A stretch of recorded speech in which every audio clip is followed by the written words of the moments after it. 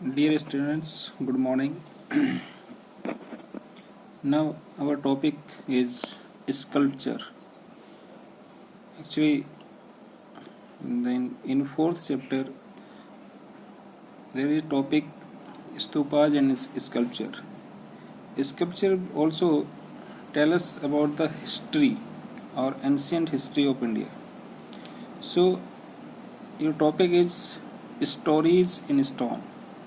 Storage in stone means जो sculpture बनाए गए हैं, जो मूर्तियाँ बनाई गई हैं, उनसे भी हमें एंशियंट यानी हमारे पास्ट के विषय में जानकारी मिलती है। जैसे स्कल्पचर एट सांची, जो सांची स्तूपा है वहाँ पर जो मूर्तियाँ बनाई गई है, उन मूर्तियों से हमें बहुत सारी जानकारी प्राचीन या एंशियंट टाइम के विषय में हमें जानकारी मिलती है। जैसे वहाँ पर एक स्कल्पचर पाई गई है, उस स्कल्पचर को आइडेंटिफाई किया गया है वैशंतरा जातक से।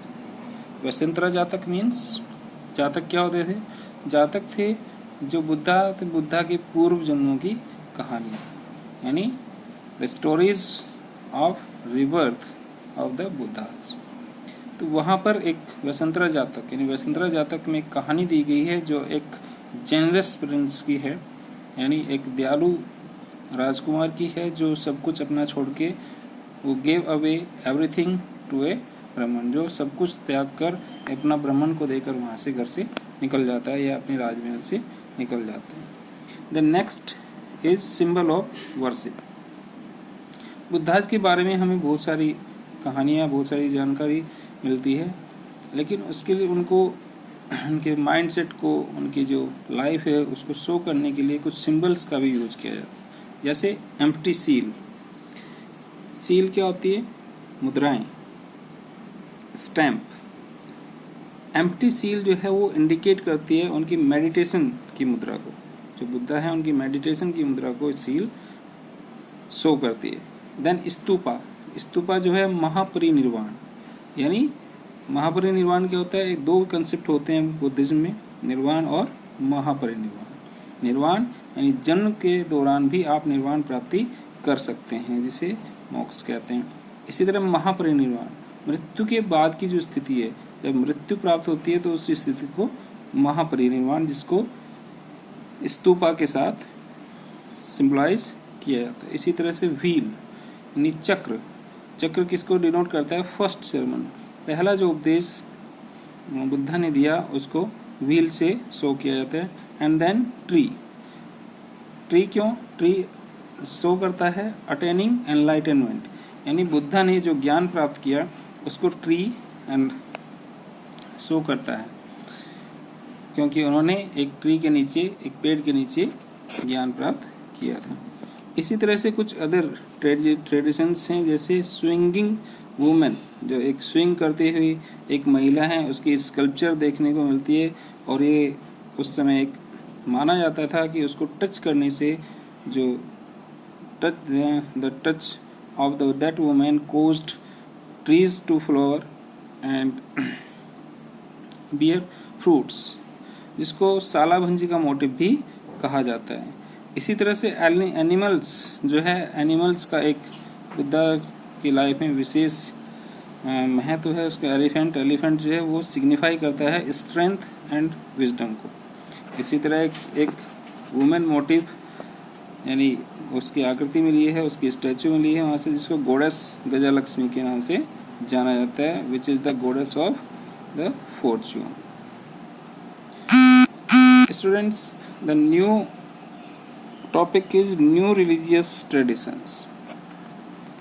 Students, by the time Buddhism में कुछ आइडियाज डेवलप हुए, जिसके कारण बुद्धिज्म जो था दो पार्ट में डिवाइड हुआ।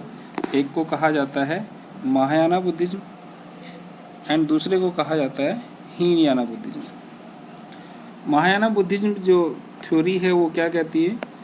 इसको मीनिंग पहले देखेंगे तो मीनिंग क्या है? इसका मीनिंग है ग्रेटर व्हीकल, यानी बड़ा पहिया। एंड जो फीचर्स हैं मेनली वो क्या है? आइडिया ऑफ सेवियर, यानी एक जिसे हम कहते हैं कि बचाने वाला। इसमें एक आइडिया ऑफ सेवियर जो है यहाँ पर इमर्ज होता है। देन आइडिया ऑफ साल्वेशन यानी मुक्ति, जैसे हमने देखा था कि मुक्ति कौन दिलाएगा? सेवियर, जो हमें सेव करता है, यानी एक जिसे हम कहते हैं सेव करने वाला या रास्ता दिखाने वाला। इसी तरह से अब ये सेव कौन करेगा, साल्वेशन कौन दिलाएगा? तो इसी साल्वेशन को ध्यान में रखते हुए कंसेप्ट आया बोधिसत्व का, यानी बोधिसत्व जो है वो क्या करेंगे, वो हमें मुक्ति दिलाएंगे। एंड इसके साथ साथ क्योंकि बुद्धिज्म की जो थ्योरी है वो पूजा पाठ आइडल वर्शिप में बिलीव नहीं करती है, बट महायाना बुद्धिज्म में बुद्धा की जो वर्शिप है वो भी उसके साथ साथ की जाने लगी और बोधिसत्व का कंसेप्ट उसमें आया। इसी तरह से हीनयाना क्या है? हीनयाना लेसर व्हीकल इसको माना जाता है, यानी जो पुरानी थ्योरीज थी, पुरानी मान्यताएं थी, पुरानी शिक्षाएं थी, उसमें बिलीव करने वाले सेक्ट को हीनयाना कहा गया, हीनयान कहा गया। इसके जो मेन फीचर्स हैं वो थे आइडल वर्शिप को इसमें मना किया गया है। There is no idol worship and believe in self effort to achieve nirvana. उन्होंने कहा कि निर्वाण प्राप्ति के लिए हमें क्या करना है? सेल्फ एफर्ट, यानी खुद के अपने एफर्ट को हमें लगाना है, तभी हमें निर्वाण प्राप्ति हो सकती है। किसी सेवियर की हमें जरूरत नहीं है। तो that is the two main part और two main sect of Buddha, that is Mahayana Buddhism and Hinayana Buddhism, that is emerged in the 1st century. Dear students, 1st century के बाद जिस तरह से बुद्धिज्म में जो बदलाव आए, हीनयाना और महायाना का कंसेप्ट आया, इसी तरह 4th century और 5th century में पुराणिक, यानी जिसको हम पुराणिक भी कहते हैं, Puranic Hinduism, growth of Puranic Hinduism, यानी हिंदुइज्म में कुछ नए कंसेप्ट डेवलप हुए। और इसमें जो बेसिकली जो कंसेप्ट था वो था सबसे पहले वैष्णविज्म, यानी a form of Hinduism where Vishnu is worshipped as the main deity. Vishnuism का कंसेप्ट है, यानी वैष्णव कंसेप्ट है, वैष्णव का कंसेप्ट है, यानी जो विष्णु को फॉलो करने वाले थे उनको वैष्णव कहा गया। एंड दूसरा कंसेप्ट आया शैविज्म का।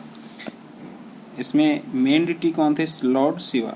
लॉर्ड शिवा को मेन डिटी माना गया, यानी मुख्य देवता जो है वो शिवा को माना गया और उनके फॉलोअर्स को शैव कहा गया। इन दोनों के जो मेन फीचर्स थे वो क्या थे? सबसे पहले इसका अगर देखा जाए तो भक्ति और डिवोशन।